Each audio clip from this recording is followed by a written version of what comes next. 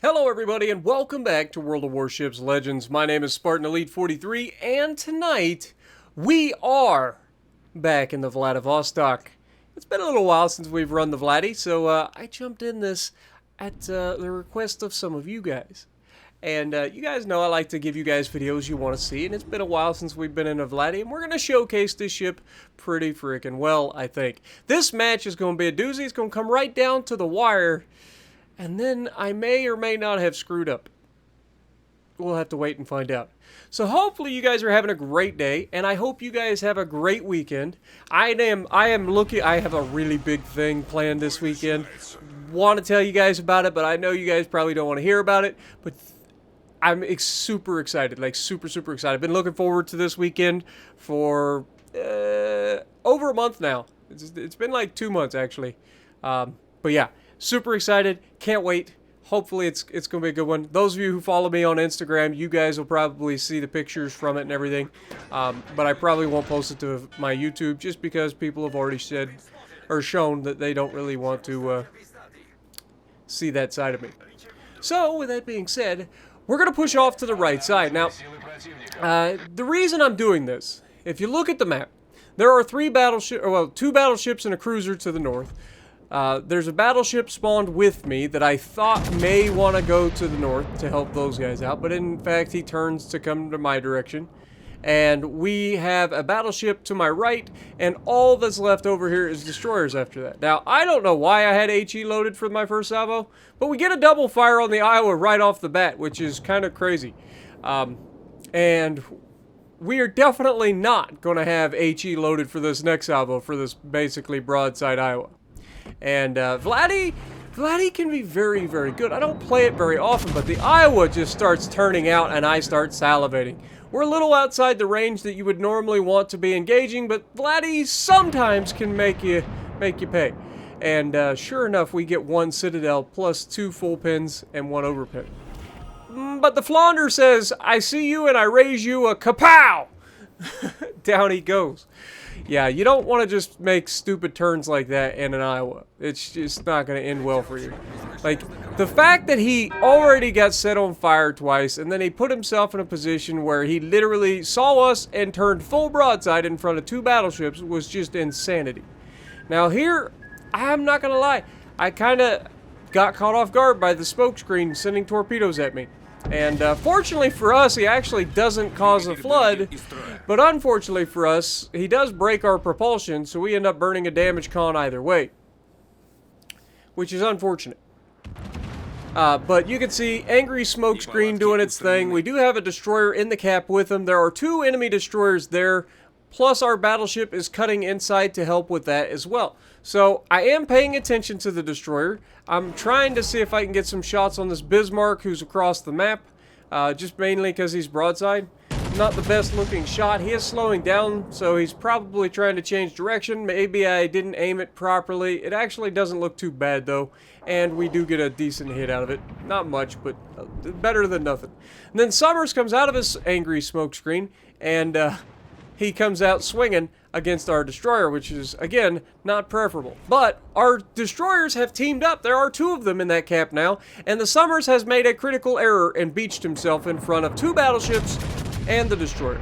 So we take a shot at him, the other battleship takes a shot at him, and we managed to hit a couple of shots there, 3 overpins on him, so a solid hit on a destroyer at range.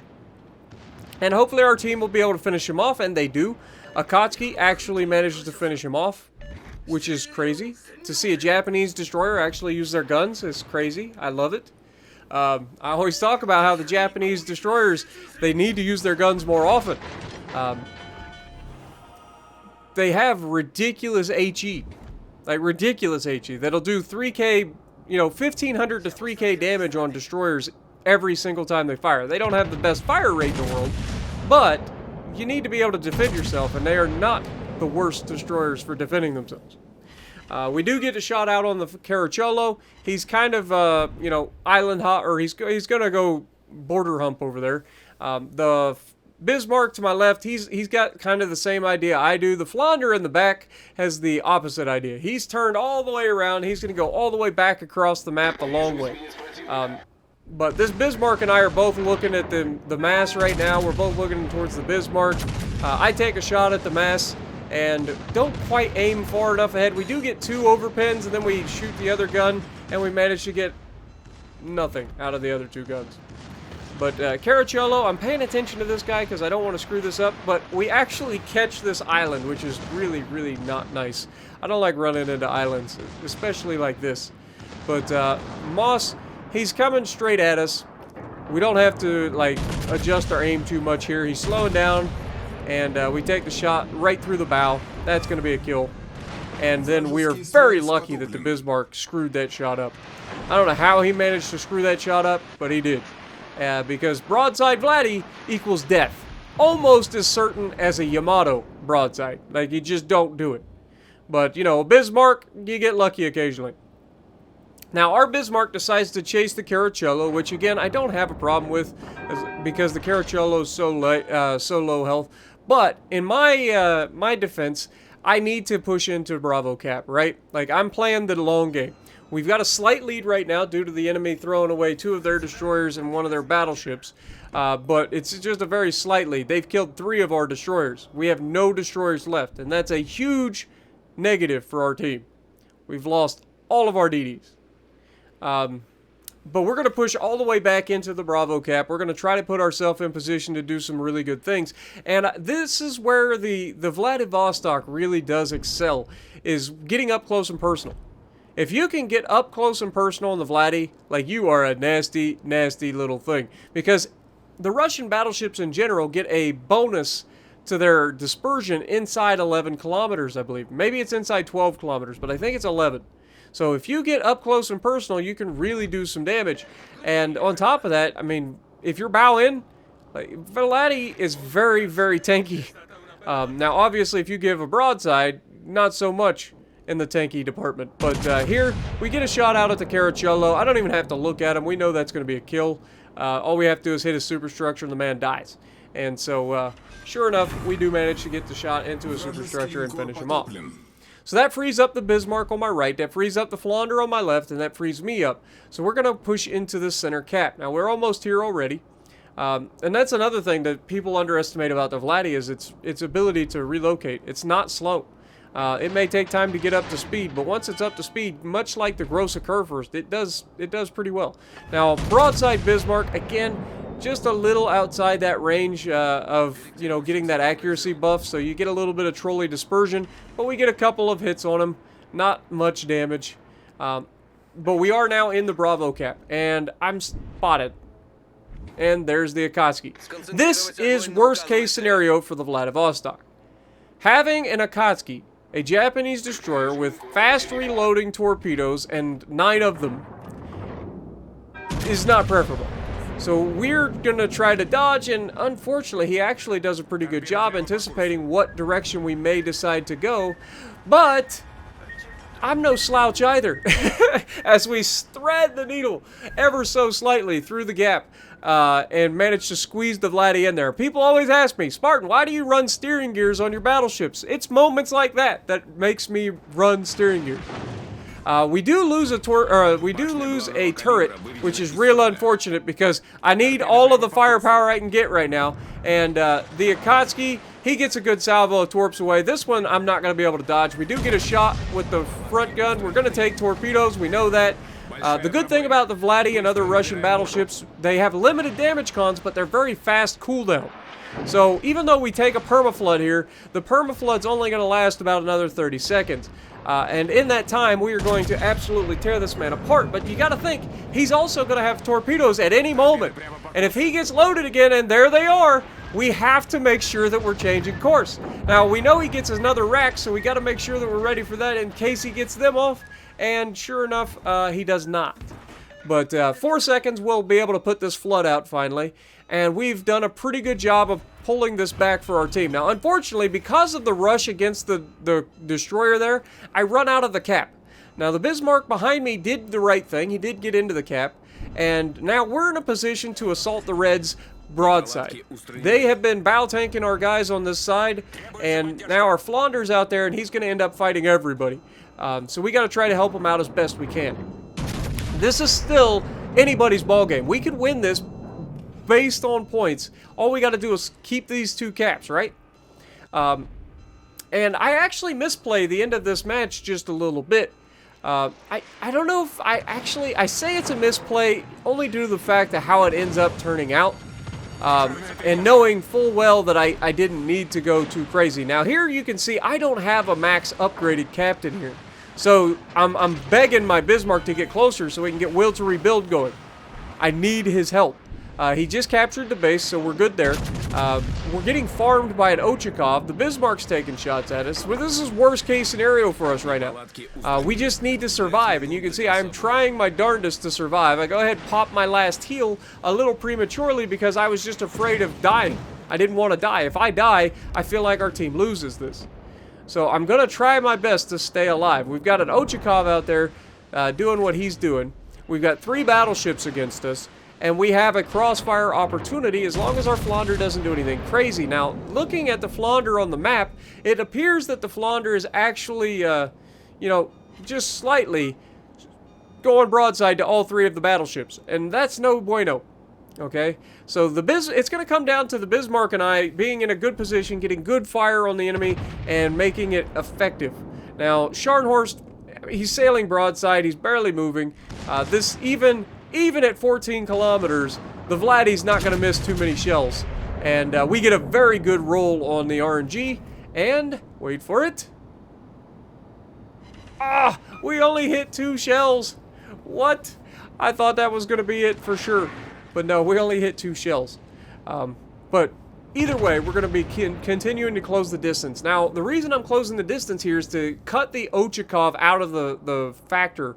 Like, Ochakov being able to sit behind that island and spam us while we're spotted by the Scharnhorst is no good. But we do get another shot at the Scharnhorst. Our Flounder's actually shooting, I think, the Ochakov. And we get 2 more shells. We're just getting the worst RNG ever. Like, I thought these shots were good, but no, they're just missing. It's like they just cannot help but give us just enough to make it look like we're going to kill him and then leave him alive.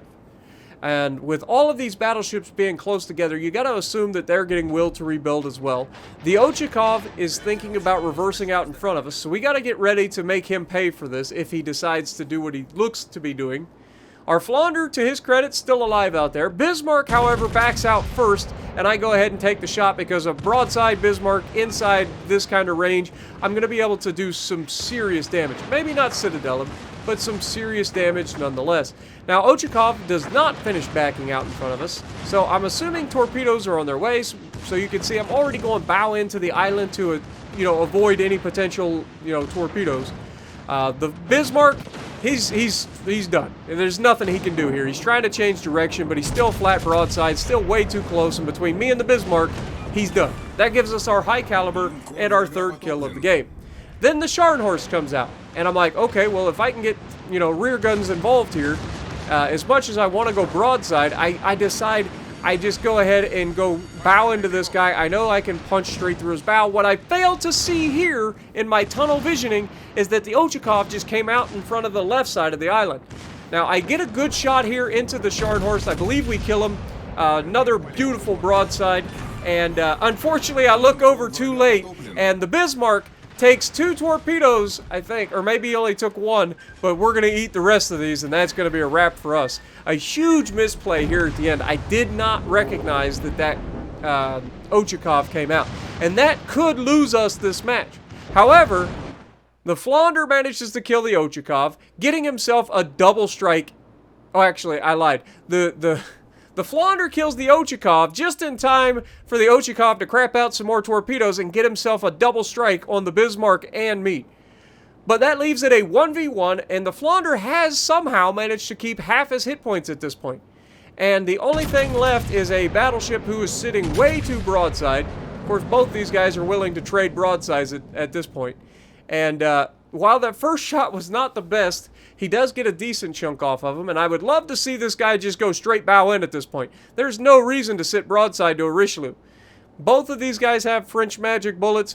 Neither of these guys need to be sitting broadside. We have the lead with under under 50 seconds left to go in this match. You can see the troll dispersion of the Richelieu coming in clutch, completely missing, and then Flounder managing to eke off a little bit of damage there. These guys are only going to get a couple more reloads. Are they going to be able to finish one or the other? It's coming right down to the wire, folks. Who's going to win it? That's the question. If nobody dies, we win. If the Richelieu somehow pulls off a miracle and kills our Flounder, we lose. And you can see Flounder is also firing back at this guy, and I don't know what happened with that salvo. Or no, that was secondaries, and then he fires his mains. But yeah, they're not going to get loaded again. Richelieu may get an extra shot here, which is why I don't understand why this guy's turning. Like, he could have easily been killed right here. One slight overturn right there, and that Richelieu punches straight through the bow side plating, citadels the Flounder, and kills him, and we lose that match. Honestly, at that point, he should have just rammed the guy. We had the points lead. If you're going to go out, just ram the guy, and you win the match. 126,000 damage, top of the leaderboard, 2,340 base XP with 4 kills. Bismarck holding his own with a 2,100 base and coming in clutch there. Of course, both of us going down to the Ochakov wasn't preferable, but I feel like we did a pretty good job overall. Let me know what you guys think, and I hope you guys have a great weekend. And if you like what I'm doing, punch the like button, leave a comment below, subscribe to the channel if you haven't already, and as always, I will see you in the next video.